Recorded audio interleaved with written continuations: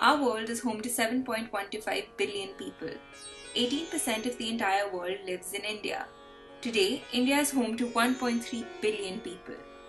70% of India lives in its villages, its rural areas. Rural India is also home to the subsistence farmer and his family. The subsistence farmer is a small acreage farmer. He owns a small plot of land, often not bigger than 2 acres. The entire family works in the fields, sowing the seeds, plowing the land, watering the plants, and finally harvesting the crops. Every season, the family grows 1 to 2 commercial crops that they sell in the markets, along with other fruits and vegetables to eat at home. For centuries now, the subsistence farmer has worshipped and prayed for the rain. He is deeply dependent on rain to feed his crops. This cycle of water keeps rural India alive. But 69 years ago, something happened. Our population exploded. From 270 million in 1947, today we are 1.3 billion people. 69 years ago, one village had 5 huts, but now that one village has 35 huts. It's no longer a village, it's a town. It's a town that lacks infrastructure. We as a nation have not been able to organize ourselves.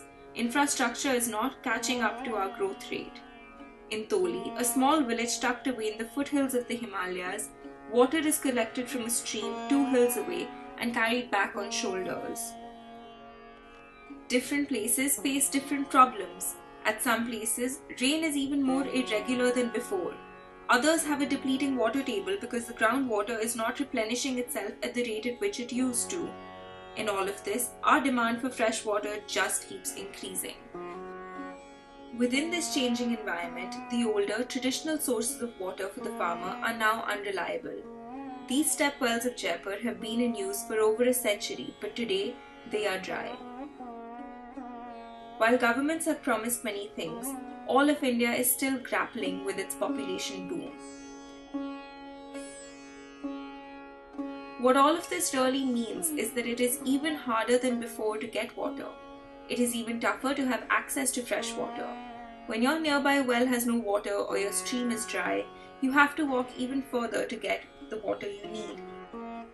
So here we see that access to water is directly influenced by the demand of a growing population, a changing climate, inadequate infrastructure that is not able to bridge the gap between the diminishing resource and a growing demand.